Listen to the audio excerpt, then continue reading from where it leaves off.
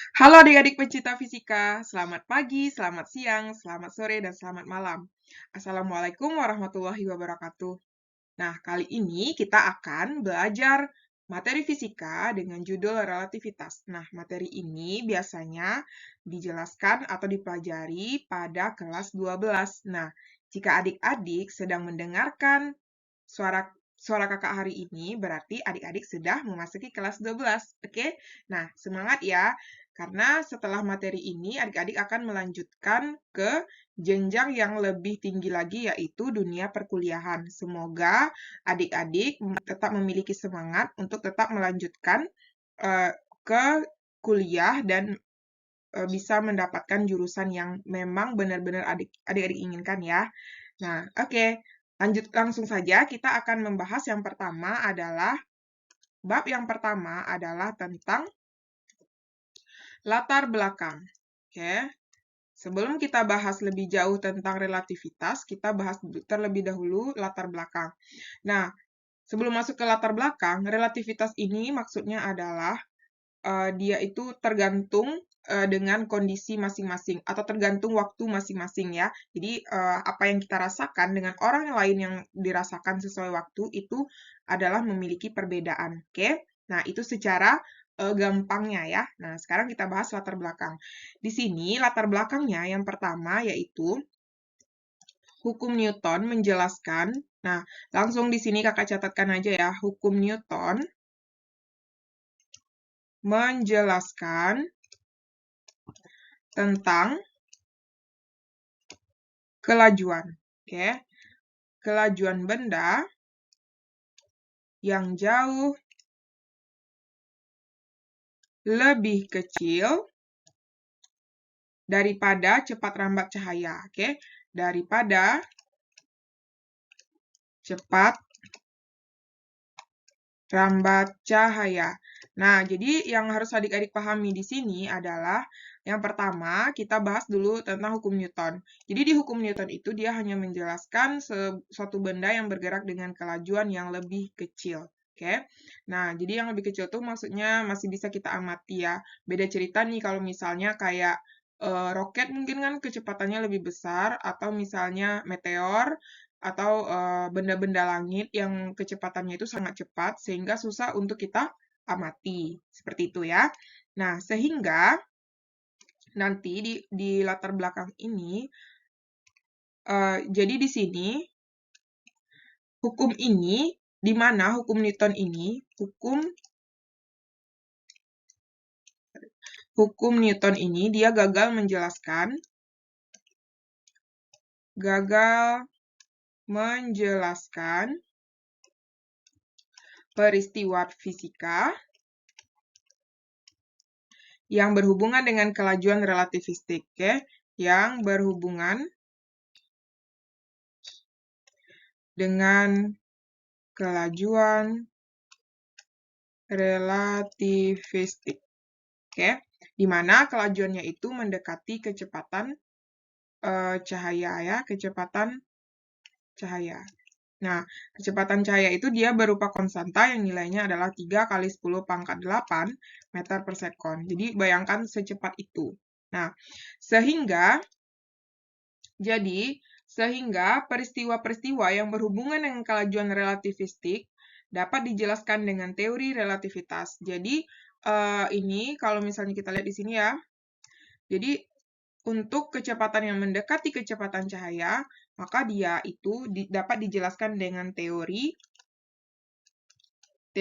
relativitas ya, relativitas khusus yang dikemukakan oleh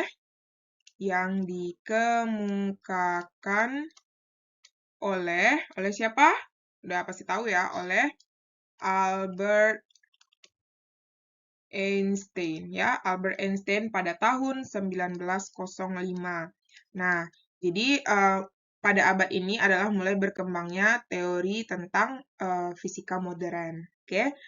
Nah, sekarang kita lanjut bagian yang kedua atau bagian yang B. Nah, pada bagian yang B itu adalah yang pertama kita tadi udah bahas tentang latar belakang kan. Nah, sekarang bagian yang B kita akan bahas tentang kejadian kejadian, terus kemudian pengamat dan kerangka acuan. Oke, pengamat dan kerangka acuan. Nah, jadi di sini yang kita bahas pada kejadian pengamat dan kerangka acuan adalah, nah yang pertama kita bahas dulu kejadian. Nah, kejadian itu adalah suatu peristiwa fisika yang terjadi dalam suatu ruang pada waktu sesaat tertentu. Jadi peristiwa ya sama dengan apa namanya tuh ya kejadian itu sama dengan peristiwa yang bergantung dengan ruang, dan waktu. Oke. Nah, kemudian contohnya. Nah, kita lihat contohnya itu adalah kilat. Nah, kilat di langit ya. Nah, kemudian tumbukan antar mobil. Nah, atau kecelakaan gitu kan, tumbukan antar mobil atau jatuhnya buah dari pohon. Nah, itu adalah satu contoh peristiwa ya, peristiwa kalau kilat itu peristiwa alam gitu kan. Nah, kemudian kita lanjutkan bagian pengamat. Nah, pengamat itu adalah seseorang yang mengamati suatu kejadian. Nah, pengamat itu berarti seseorang yang mengamati gitu ya, seseorang yang mengamati. Nah, di mana contohnya itu adalah, nah, misalnya kita sedang melihat mengamati tumbuhan, misalnya gitu. Atau kalau di fisika itu kita melihat atau misalnya sedang melakukan pengukuran koordinat gitu ya. Nah, atau misalnya kita sedang mengamati jangka sorong, nah, atau mengamati mikrometer sekrup itu merupakan contoh dari pengamatan, oke?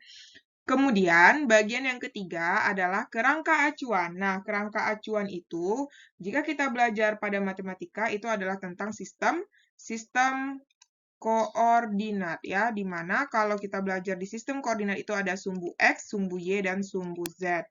Nah, di mana di sini terhadap kalau misalnya di dalam fisika itu kan kita bahasnya koordinat ya. Kalau misalnya pada gerak lurus itu di sumbu X. Nah, kalau misal gerak lurus pada sumbu X dan sumbu Y ya. Nah, atau biasanya kalau kita bahas di GLBB itu pada sumbu GLBB vertikal itu di sumbu X, kemudian GLBB horizontal itu di sumbu Y. Nah, seperti itu ya contohnya.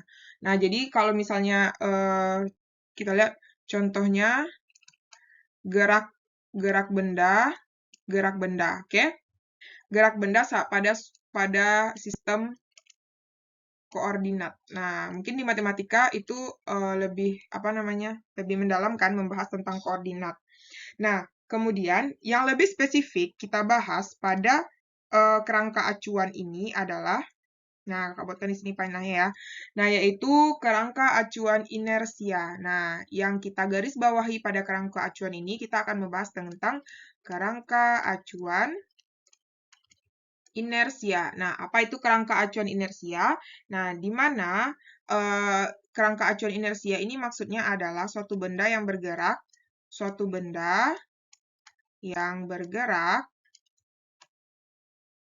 dengan kecepatan yang konstan, oke?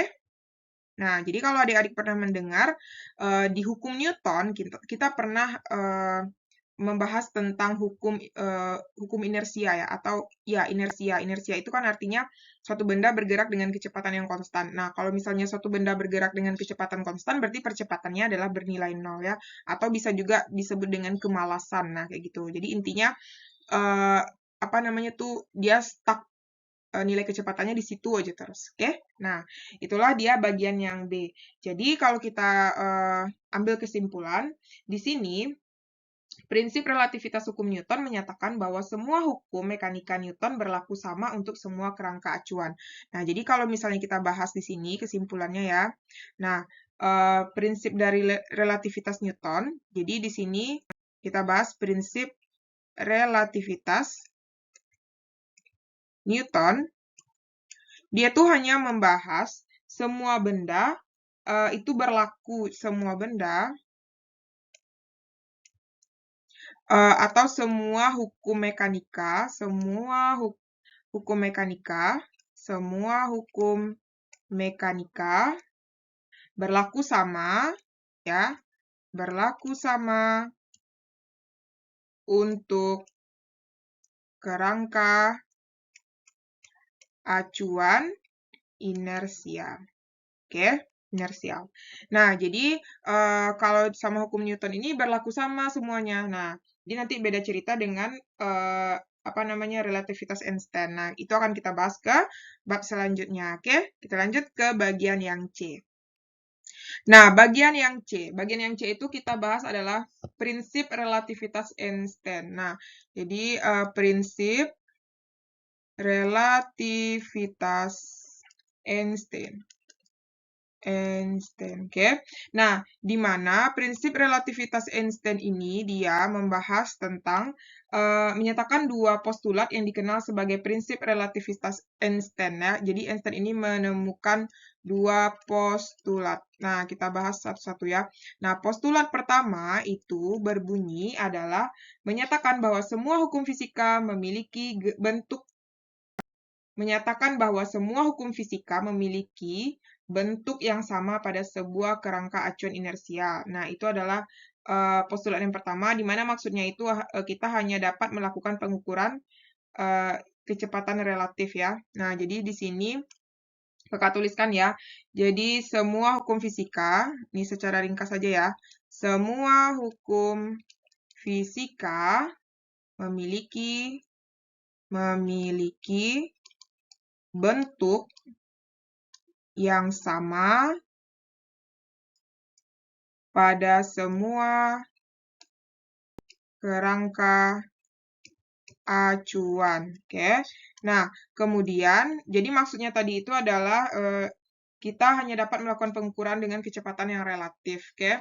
Nah, kemudian yang kedua itu adalah postulat yang kedua berbunyi bahwa cepat rambat cahaya dalam vakum memiliki nilai yang sama. Jadi, cepat rambat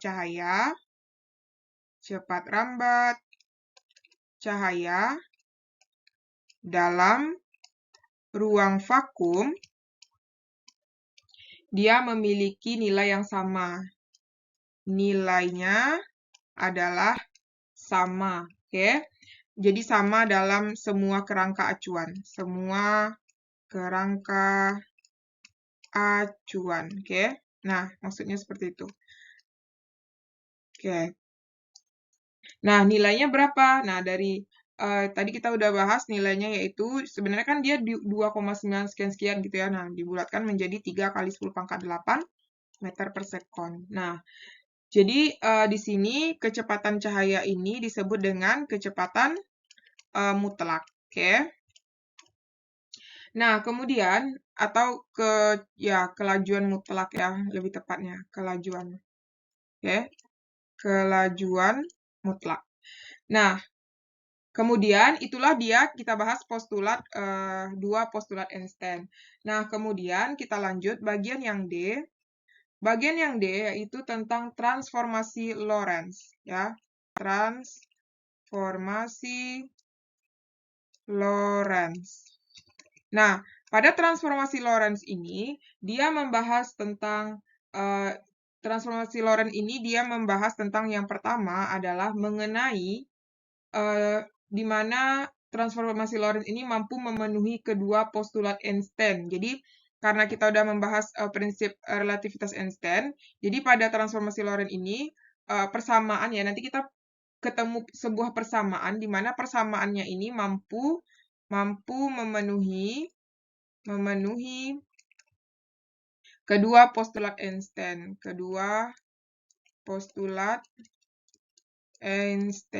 Ya.